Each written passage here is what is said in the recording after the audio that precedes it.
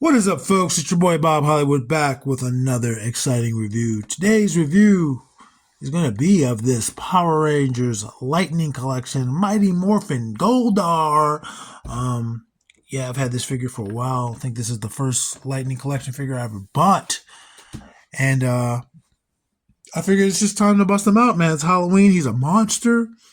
Like, Power Rangers isn't spooky themed, but he's a monster. They fought monsters. Or he's an alien, but you know what I mean, man. Let's look at this figure. He's just Goldar. He's like a little cat man. You see a drawing of the figure or of the character right there at the front. These are the original Lightning Collection boxes. I was about to grab a different Lightning Collection figure, but I know it's not exactly like this. At the top, it's just orange. Bottom, legalese. Bought this at GameStop. I believe this one, it was a 2-pack where he didn't have the wings or something like that. So this is the one with wings. I know that much. And you see there's some legalese there and a GameStop barcode. Again, I bought this years ago. I could have bought it for $23. I don't remember. On the left side of the box is just a continuation of that art from the front. Mighty Morphin Power Rangers at the front, at the top. On the right side, it's that same art from the front. And at the back, we see Goldar, the actual figure, holding his sword. And there is more legalese. So yeah, I think he only comes with a sword and additional hands and the wings. We will find out. I'm going to bust him out of his plastic prison. BRB.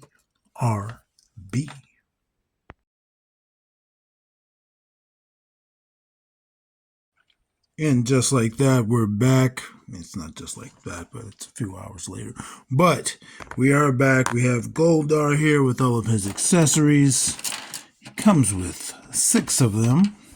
I guess we'll go over his hands first. He has 2 additional hands, one for each side. His right hand is this open grabbing hand. You can see on the doll. Wow. I mean, it is a doll, but I didn't mean to call him that. On the figure, he has gripping hands. As if to hold his sword with either hand. But with this right hand, pop that out.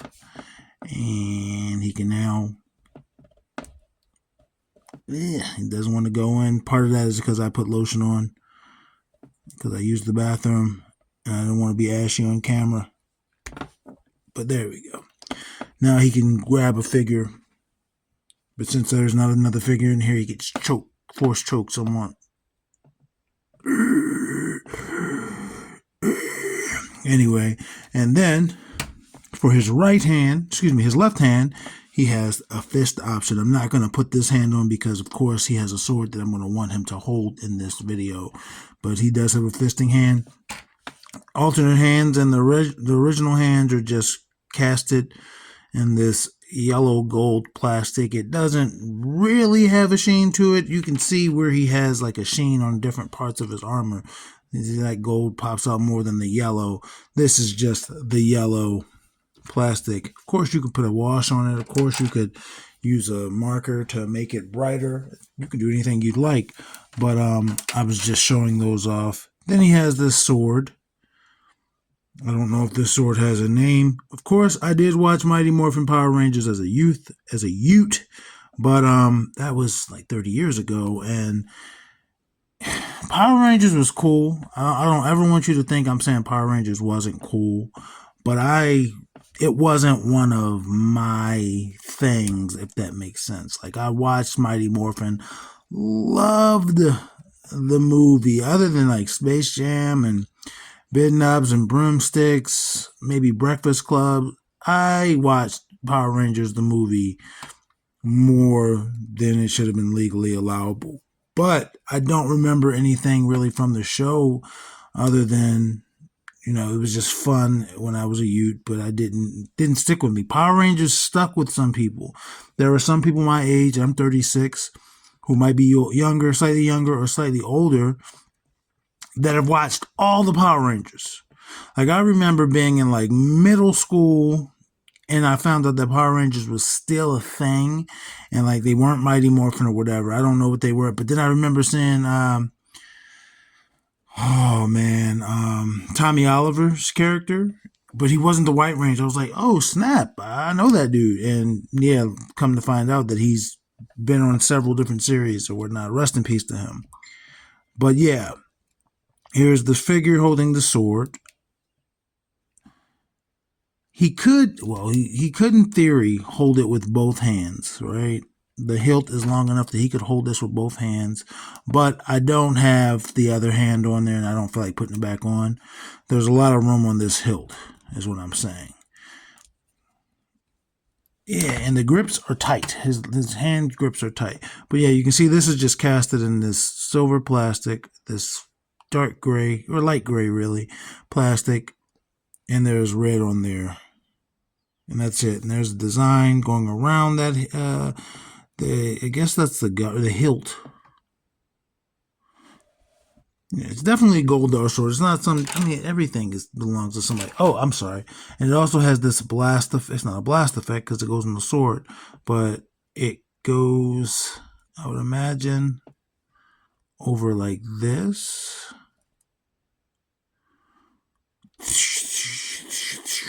I'm not putting it back in his hand. You saw I struggle with that. But of course, you can use this little blast effect with anybody you'd like, however you'd like. Just like the sword. You can give that sword to He-Man if you want it. He-Man doesn't have to have the Master Sword.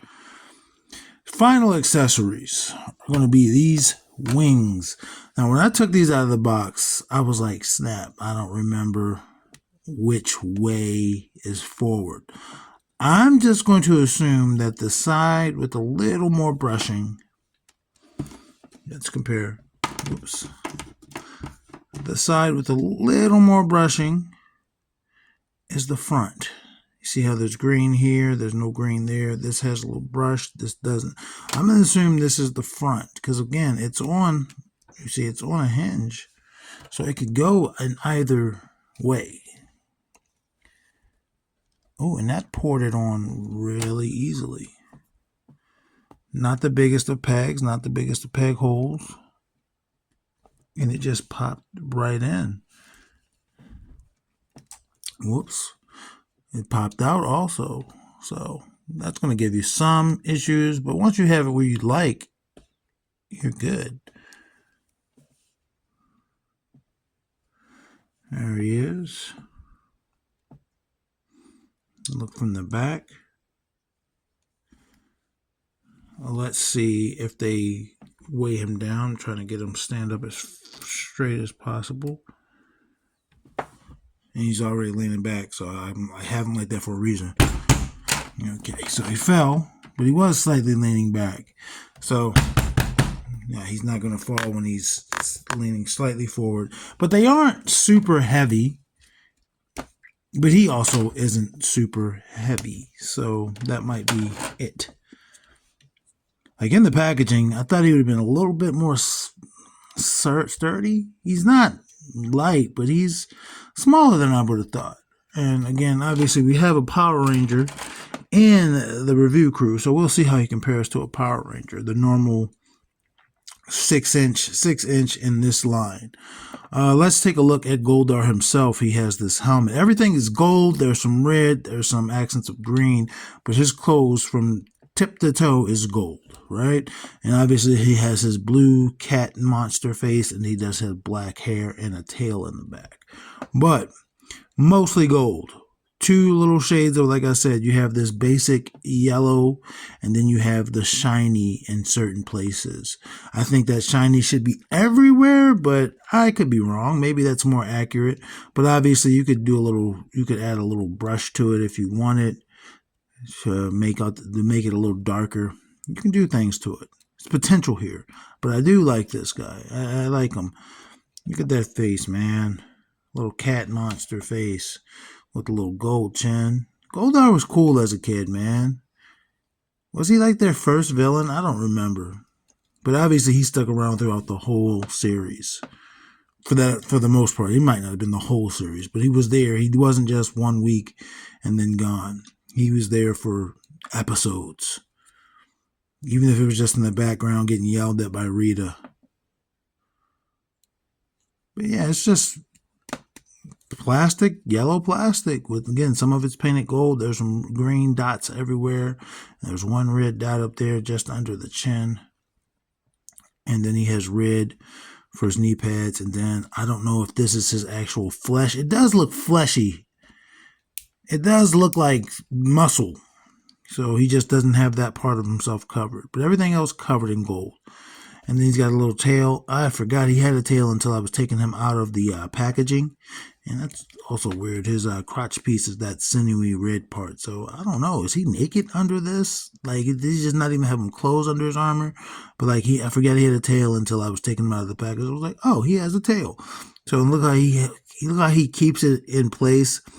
This makes me think that his tail is just like any animal, like a cat or a dog, and like if he gets excited, it'll start wagging. So he's like, man, let me chain my tail up so people don't think I'm happy on the battlefield. I don't know.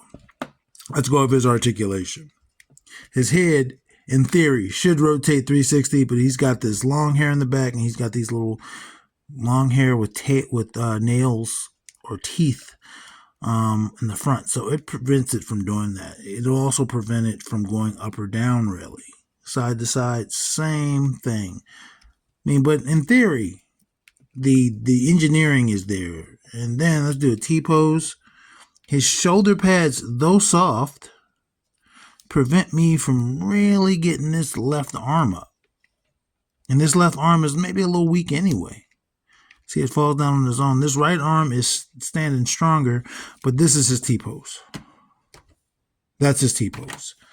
Not good. Not good. And then the shoulder rotates 360. Again, that pad is keeping me from really doing it. He does have butterfly joints. He does have a bicep swivel. Double jointed pinned elbows. Again, this is an older figure. It's going to have pinned elbows. Does give you 90 degrees, though. Slightly better than 90 degrees, but with the size of the arm and then these shoulder pads is not doing much different. And then he rotates at the wrist. He has horizontal wrist hinges on that fist hand, horizontal on this open hand, and horizontal on this fist hand. And I called this a fist hand. I meant the gripping hand. Good detents. He's rotating just above the abs. Ooh, listen to that crunch. That's what you get forward. That's what you get back. You get some side to side. And again, that's rotation. Then he has the ab crunch there right above the hips. For a split, this is the best he can do. Makes sense because he's wearing armor. So I'm not going to fault the figure for that. That's more accurate than if he could do a full split. His foot can go forward that far. And it can go back not at all. Nothing is stopping it, but there's his butt piece, though. This is not getting in the way. It's his actual butt that's stopping his leg from going back any farther.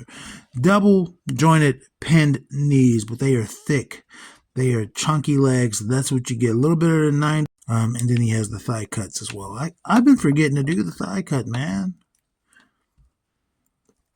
And then for a foot, there's no boot cut for a foot. Forward facing pin for rocker. His little two-pronged toes. Or is it four-pronged because you just got these nails back here? I don't know. But he has two front toes. He has peg holes. They look to be kind of shallow also.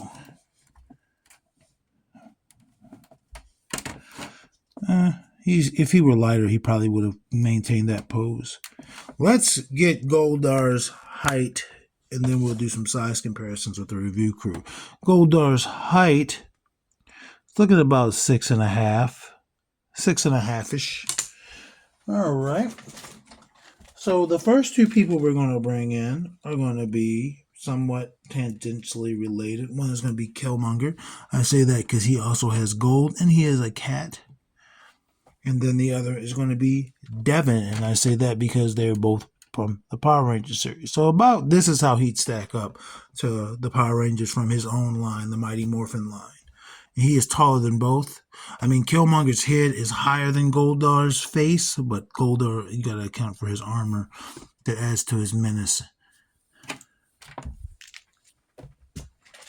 Next up is going to be Winston Zedmore.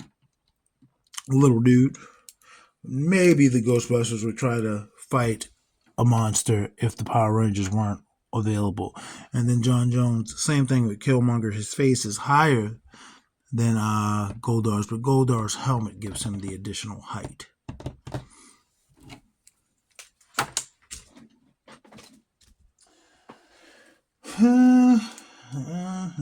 Let's bring in Vixen, who could, in theory, transform into a cat. And she's also rocking some gold and yellows. And then Andra, who's got a little mustard on her.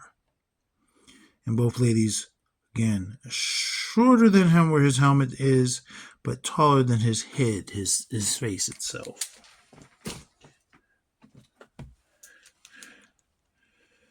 Bringing in more yellow. Maybe Goldar, he is black. Maybe he could be a part of the review crew. Maybe he'll replace Devin. And there's Lando and Lucio, both of which are shorter than him.